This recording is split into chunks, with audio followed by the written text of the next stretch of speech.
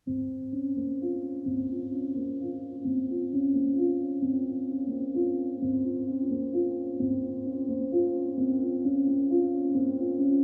história você acha que é legal a gente você contar agora? Assim, falar, você acha que vai levar pra esse lugar? Eu acho que o começo, né?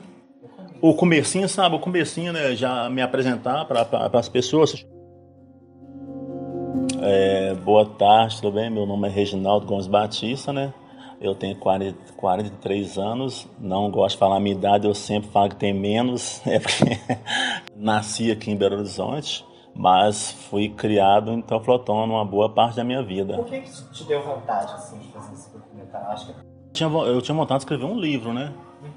Aí eu fui, já comprei um caderno, tem mais ou menos uns 2, 3 anos mais ou menos, porque eu ia começar a escrever e nunca tive tempo para escrever, né? Tava tomando banho e tive a ideia de, tipo um documentário, né? É mais fácil eu falando de que eu escrevendo, né? Vamos dizer assim. Então eu vou falar para vocês um pouco da minha história, que eu nasci aqui em Belo Horizonte, né? Registrado aqui, mas fui criado uma boa parte da minha vida em Teoflotone, né? Teoflotone, Minas Gerais, por lá de Valadares ali, em Patinga, descendo para baixo aí. O que acontece? Infelizmente, lá em Teoflotone não foi muito bom. Foi uma aprendizagem que eu não arrependo, né? Quero levar para minha vida toda, já passo para meus filhos hoje em dia o que eu vivi lá. Quero passar para vocês também, para ver, às vezes posso ajudar muita pessoa, né? Que já passou pelo mesmo que eu já passei, né? Ou está passando, né? Às vezes, né? O mundo é tão grande que muitas pessoas, a gente precisa levar o conhecimento, aprendizagem e infelizmente um pouco de tristeza também, mas para mim eu sempre falo que a felicidade tem que ser maior de que a tristeza.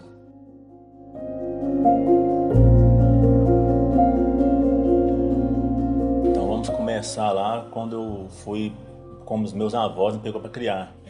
Porque meu pai, infelizmente, bebia muito, né? E infelizmente agredia a minha mãe, né? Pelo que eu fiquei sabendo pelos parentes, né? Infelizmente. Peço até desculpa para ele por estar falando isso, né? Infelizmente, mas é coisa que serve para mim e para várias pessoas, né? Para não, infelizmente, até mesmo para evitar isso aí com um parceiro futuro ou parceira, né, para não ter o mesmo problema que a gente teve. Eu, graças a Deus, superei e supero, né? Mas tem gente que não supera, né, infelizmente. Igual meus dois irmãos que são mais velhos que eu, eles, infelizmente, eles ainda sofrem um pouco com essa situação do passado, né, que eles não conseguiram superar 100%. Graças a Deus eu superei, né? A minha mãe foi embora, eu tinha lá uns 2, 3 meses, segundo meus parentes falam, né? Minha tia fala. por que ela foi embora? Você acha que era por conta dessas coisas de depressão? Infelizmente sim, né? Bebida, esse trem todo, né? Atrapalha, né, a pessoa seguir em frente, porque infelizmente quando a pessoa bebe, às vezes a pessoa perde o juízo, né? Felizmente, pelo que eu fiquei sabendo pelos meus familiares da parte da minha avó, né? Era isso, né? Era uma mulher trabalhadeira, né? Mas infelizmente meu pai bebia nesse tempo. Aí ela teve que ir embora pra seguir a vida dela, né? Aí é complicado e infelizmente, assim, pelo menos pra mim e meus irmãos, madraça não é a mesma coisa, né? Infelizmente, que até então a gente apanhava muito, né? Quanto da madraça quanto do pai, né? Infelizmente, né? Mas aí você não teve notícia mais de sua mãe depois que ela... Quando eu tomei ciência de entender as coisas, eu não tava lá já, não tava lá mais, né? E você nunca conheceu? Não, não, não. Aí depois em 2015 ela apareceu, né?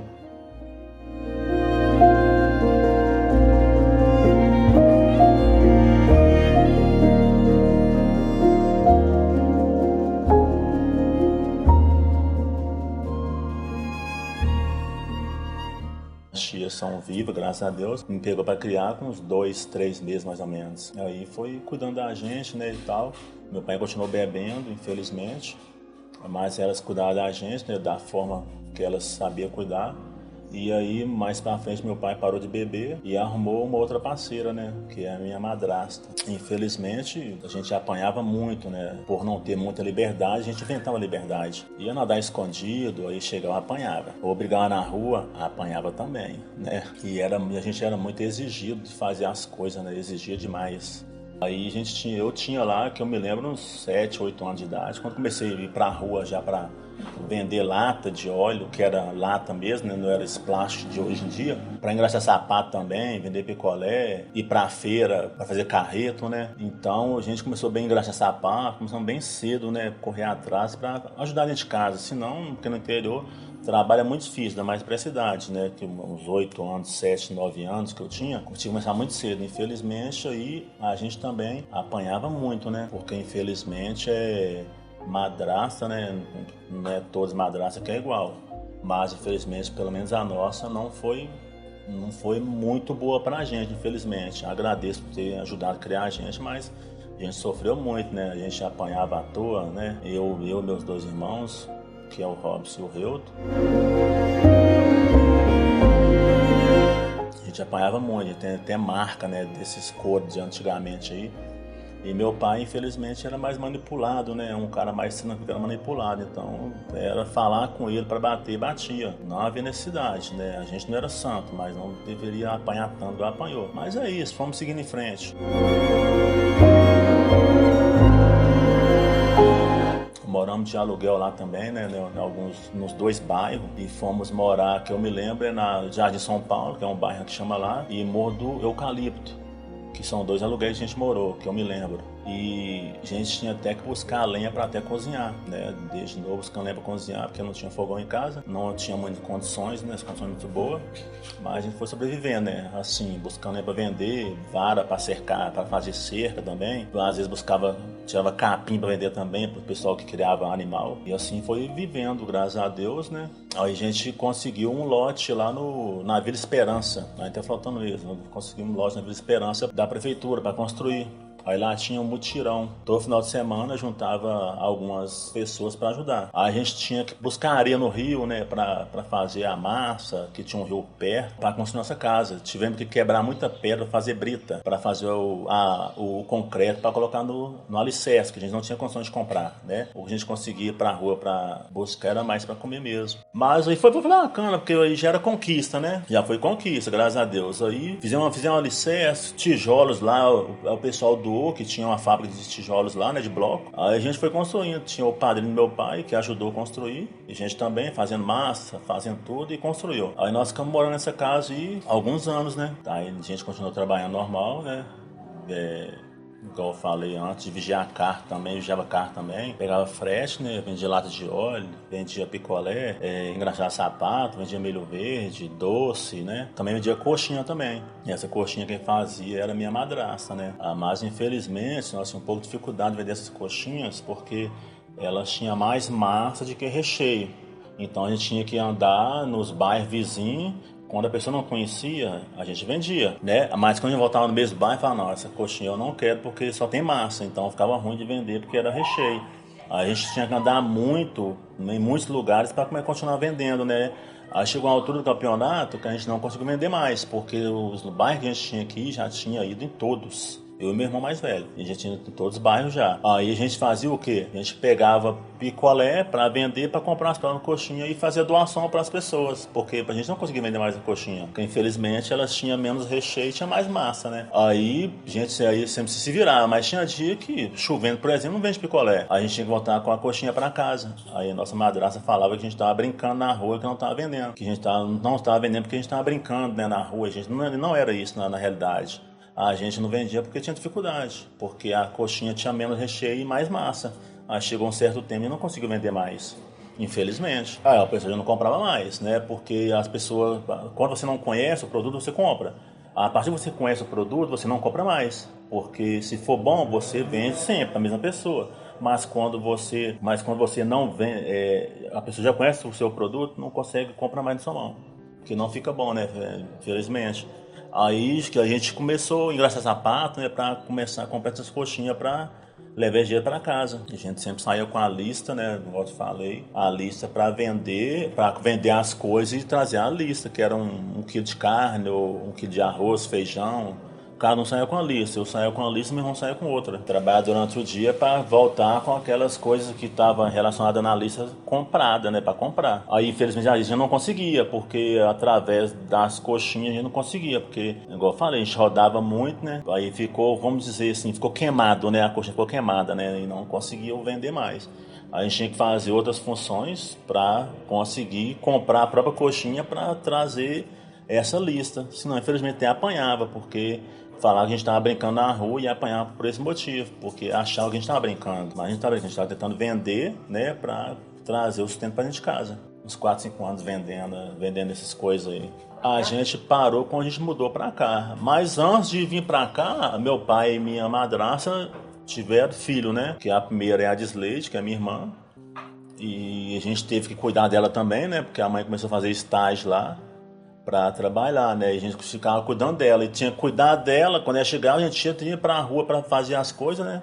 Para pegar frete, vender o que tinha que vender lá, para sustentar a casa e cuidar da criança, né? A gente foi tipo um pai dela, né? Da minha irmã Disleide. E foi muitos anos assim. Aí depois aí tiveram mais um filho, que é o Renato. Aí a gente andou com o Renato também. Colocava ele num carrinho de mão lá e forrava um pano pro carrinho de mão e ia andando com ele pra rua. O tempo que tinha só dava pra pagar e ele até caía às vezes, né? Infelizmente, criança, né? Tava começando a engatilhar. Aí foi assim. Mas aí vocês saíam com ele pequeno pra fazer esse rolê do trabalho? Com ele pequeno fazer o trabalho de vender algumas coisas. Não dá pra ir muito longe, porque ele é muito novo, por causa do sol, né? Aí a gente ia nos lugares o máximo pra conseguir ir pra conseguir um dinheiro pra conseguir comprar mantimento pra comer, né? Senão, infelizmente, passava fome, né? Graças a Deus, se não fosse nós lá pra correr atrás desde pequeno, a gente teria passado fome, infelizmente. Graças a Deus, nunca passou fome. Nunca passou nem perto, né? Pela força de vontade de todos que nós tivemos, né? Trabalhamos pra comprar, né, as coisas, né?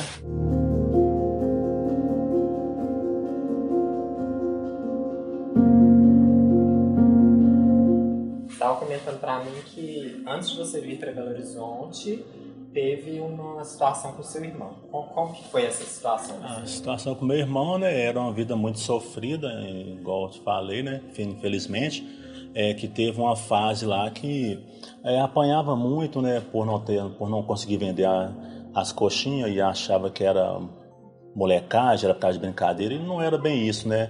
Era tentativa de vender mesmo, mas o salgado não era de qualidade, infelizmente. Aí chegou uma certa fase da vida dele lá que ele falou que ia fugir. Eu não acreditei, né, assim, até dei conselho para ele, né, para não fugir, né. Eu era muito novo, infelizmente, eu tinha apenas 10 anos e ele tinha 13, mas como no interior a gente começa a ir para rua mais cedo para lutar para sobreviver, né. Tinha lista, né, pra gente levar para casa.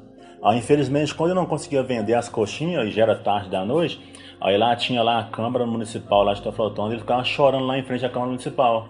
Né? Às vezes vinha até alguma pessoa que trabalhava lá e perguntava por que o motivo estava chorando. E ele tinha que inventar que foi roubado para ganhar um dinheiro lá, para conseguir pagar os salgados, né? Para ir embora, para não apanhar, né? E várias vezes acontecendo o mesmo, né? Aí, infelizmente, naquele mesmo local já não tinha mais conseguido o dinheiro, porque as pessoas já viu ele algumas vezes lá fazendo a mesma coisa e achava que era, vamos supor assim, né? Achava que era molecagem, né? Mas não era molecagem, era tentando ganhar um dinheiro para pagar essas coxinhas, né, pra levar o dinheiro pra dentro de casa, pra não apanhar, porque apanhava muito, infelizmente. Aí chegou já ter fase de eu falar com ele o seguinte, infelizmente, falar, vambora, mas a gente vai apanhar, não sei o que, eu falo, vai doer só uma vez só, né, e infelizmente a gente apanhava tanto que eu até acostumei com o tempo em apanhar, né. O sofrimento era tanto, né, que ele foi e fugiu.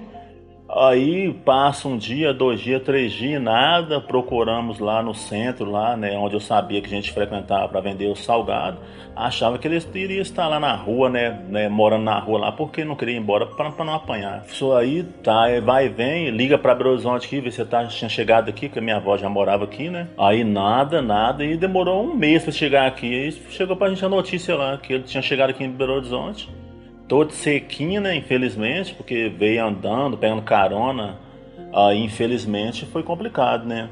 Ele saiu de Teófilo Otoni andando, chegou em Belo Horizonte? Porque infelizmente saiu de Teófilo Otoni porque não tinha, ele era menor de idade, tinha 13 anos, não conseguiria pagar passagem, não conseguiria viajar sem um acompanhante responsável. Veio andando, pegando carona. Veio ele e mais uma pessoa. Veio ele mais uma pessoa. Vieram os dois juntos, né? Depois de um mês tivemos a notícia que eu tinha chegado aqui com o pé furado, né? Porque furou o pé na estrada aí, de prego, não sei como. Mas chegou aqui e foi morar com minha avó. Aí meu pai estava aqui, queria até voltar com ele pra lá. E meu pai, minha avó e meu avô era vivo. Falou que não, que ia cuidar dele, que não adiantaria ele voltar pra Belo Flotão pra sofrer mais. Aí eles foi e acabou, aí eles foi e criou ele. Acabou de criar ele, né? É isso. Eu era doido pra ser mecânico, né? Era doido pra ser mecânico. Aí lá chamava APJ, lá tinha vários setores, né? De mecânica, de pintura, né? De lanternagem, tinha muitas coisas. E eu era a fim de ser mecânico. Aí eu fui até procurar lá nesse local lá uma vaga de mecânico. Aí o pessoal chega lá, precisando de uma vaga de mecânico para ajudar, tipo, a aprender a profissão, não sei o que e tal. Aí o pessoal falou, para mecânico tem não, tem uma vaga na capotaria. Mas eu falei, não, eu queria ser mecânico, não sei o que. A pessoa foi, me levou lá, vamos lá na capotaria, eu vou te levar lá. Aí eu cheguei lá, é o Joãozinho, o apelido do rapaz é Joãozinho, o nome dele eu não lembro mais, que tem muitos anos. Aí o Joãozinho me chamou, você tá querendo ser mecânico, porque a pessoa falou, né, não sei o que, falou numa pessoa, né? Aí é mecânico, não sei o que. O que acontece? Mecânico, tá. Aí ele já mudou a minha visão. Aí ele falou, tem na capotaria, que já trabalha aqui tranquilinho, tá vendo aqui dentro, entendeu? Porque o mecânico, se o carro estragar, você tem que ir lá na rua, debaixo do carro, pingando óleo, descer, entrar lá debaixo e pingar óleo na sua cara, entendeu? Deu uma enxurrada ou não, o carro parou, você tem que fundar debaixo do carro lá e resolveu o problema. Eu fui pensando por esse lado, então eu vou ficar aqui até surgir uma vaga na mecânica. Aí lá reformava banco de carro, né? E estofar de casa. Aí eu gostei, fiquei lá um ano. Aí a partir que eu fiquei lá, esse ano era meio salário, né? Aquele tempo. Aí eu comecei a ajudar em casa, né? Como já ajudava. Mas era uma coisa mais certa, né? Não precisava vender mais coxinha, nem picolé, nem esse outro tipo de serviço. Aí minha avó morava lá também, igual eu falei com você, né? Aí a gente ia pra casa dela e os filhos dela estavam aqui já tava aqui em BH já. Os filhos dela veio pra cá novo, pra trabalhar, né? Teve o tio Zé, tinha a tia dos Anjos, já tinha o Joaninho, que trabalhava aqui também, né? E a tia Rosinha já era São Paulo. Aí meu tio chamou minha avó pra morar aqui, falou pra vender a casa lá, porque aqui seria melhor pra as condições de todos eles lá, né? Aí minha avó meu avô foi vender uma casa lá. E veio morar aqui em Belo Horizonte, que é aqui no bairro Jardim América mesmo. Um quarteirão aqui de casa aqui, de distância. Todo ano, chegava no Natal, a gente vinha pra cá pra passear. Aí entrava de férias da escola, né? Tinha férias da escola todo ano. Aí vinha todo mundo pra cá pra ficar na casa da minha avó aqui. Passava Natal e andou com ela, né? Aí até ela comentou com meu pai que era melhor a gente vender lá e vir morar aqui, porque era mais fácil da gente conquistar as coisas com mais facilidade, né? Passou um tempo, a gente ficou nesse vai e vem uns 3, 4 anos mais ou menos, vindo pra cá todo esse final do ano. Aí meu pai foi, deixou a casa lá, não conseguiu, a gente colocou a venda, mas não conseguiu vender. A gente veio pra cá assim mesmo. Quando você chegou aqui em Belo Horizonte, como que foi assim a sua vida? Você chegou com 13 anos, né? Cheguei com 13 anos aqui.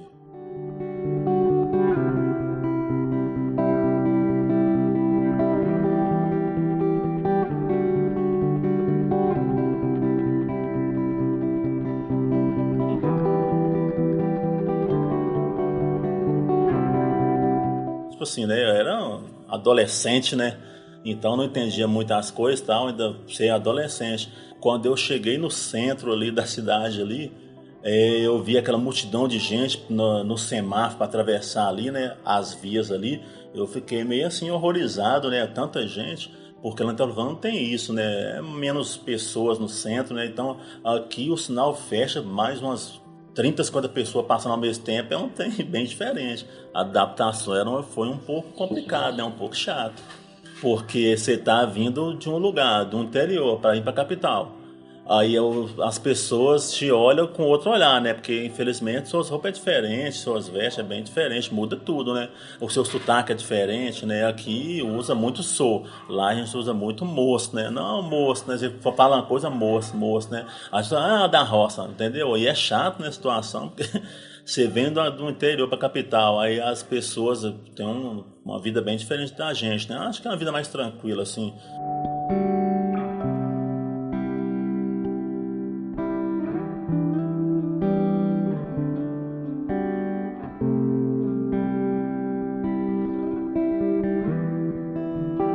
A gente começou morando com. Chegou morando com minha avó, né? Morou com minha avó um tempo até conseguir um aluguel, né? Aí eu comecei a trabalhar vigiando carro, né? Lá no Mineirão, que é no bairro Prado ali. Hoje em dia ela é IPA, né? Aí vigiando carro lá, que tem todo. Aí chegou um certo tempo, eu fui trabalhar com meu irmão, que trabalhava no Lava Jato, né? Aí eu fui trabalhar com ele no Lava Jato. Eu fiquei no Lava Jato por um bom tempo. Aí eu fui. Tava descendo a Silva Lobo ali pra pagar uma conta na Caixa Econômica, eu vim na capotaria. Aí eu perguntei ao dono da capotaria se precisava de ajudante lá. Aí ele falou que precisaria sim. Aí é onde eu saio do Lava Jato e fui começar a trabalhar na capotaria. E fiquei nessa capotaria um bom tempo, um ano, né? E a partir desse um ano, teve algumas coisas, né? Com os amigos meus, né? Uns acontecidos que você vai saber depois, vou te falar, explicar certinho. Mas nesse meio tempo aí que eu fiquei na capotaria lá, né? Na reforma de carro, aí teve algumas outras coisas também chatas, né? Pra vida da gente, infelizmente. Que eu usava uma roupa só pra trabalhar, né? Aí tinha uma Caixa Econômica na Seu Lobo ali, quase Seu Lobo com a platina. Aí eu ia lá, ficava, infelizmente, a mesma roupa, né? Eu ficava todo sujinho na fila, né? Porque não tinha senha, porque antes de ficar na fila em pé pra ir chegar até o caixa pra pagar a conta, isso aí todo, né? Aí, infelizmente, sujinho, né? Aí, as pessoas olhavam assim pra trás, viam assim sujinho atrás, chegava pra frente. E a pessoa que chegava após eu ficar mais pra trás, né? Infelizmente a gente se sente mal, né? Por isso, né? Porque as pessoas achavam que era até ladrão, né? Esse trem todo. Aí fica, chato, né? A pessoa não leva isso numa boa. Mas, assim, emocionalmente, graças a Deus, nunca afetou, não, né? Eu sempre fui duro na queda, assim, vamos dizer assim, né? Eu sempre fui duro na queda, vamos dizer assim, né? Tipo assim, eu sempre fui mais eu, né? Sim. Mas é chato, mais pra frente, né? Graças a Deus, as coisas mudou, né? E já foi bem diferente, vamos chegar lá, eu vou contar.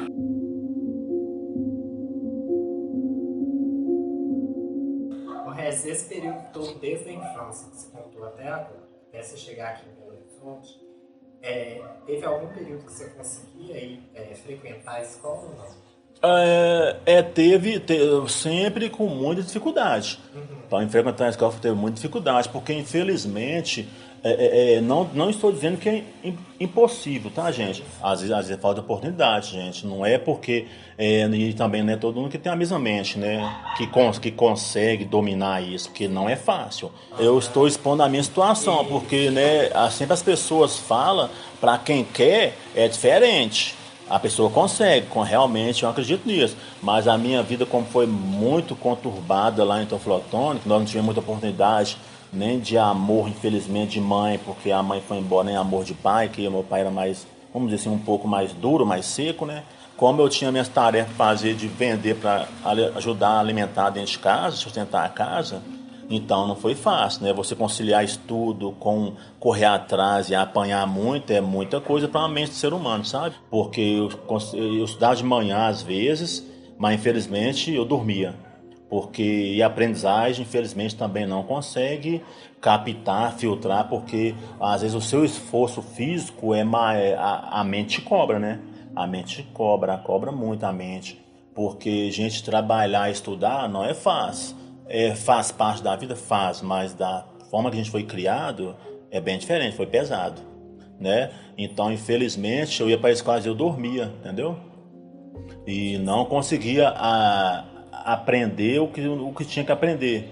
Tive muita dificuldade. Portanto, minha letra hoje é horrorosa, ruim. Parece que a pessoa começa a aprender agora, sabe? Infelizmente é isso, né? Muita coisa que parece ser simples, mas não é simples, né? Graças a Deus, eu aprendi a viver, né? Eu trabalho muito com a cabeça hoje, sabe? Graças a Deus, Deus me deu esse dom de ter uma mente muito boa para mim conseguir o que eu consegui até hoje, né? E para conseguir dialogar com as pessoas, né? E isso, graças a Deus, eu tenho muito a agradecer a Deus por isso.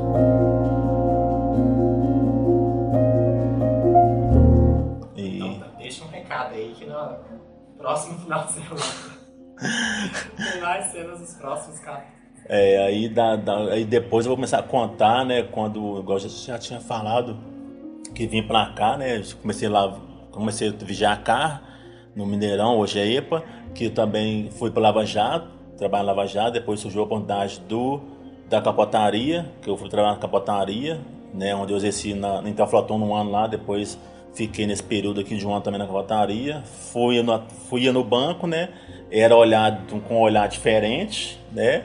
Pessoas um pouco para frente, pessoas que chegavam a ficar um pouco para trás, mas vou contar qual que foi a virada, graças a Deus, né? Que já estava em Belo Horizonte, eu consegui virar e estou virando até hoje, né? Graças a Deus. E vou falar para você no próximo episódio aí.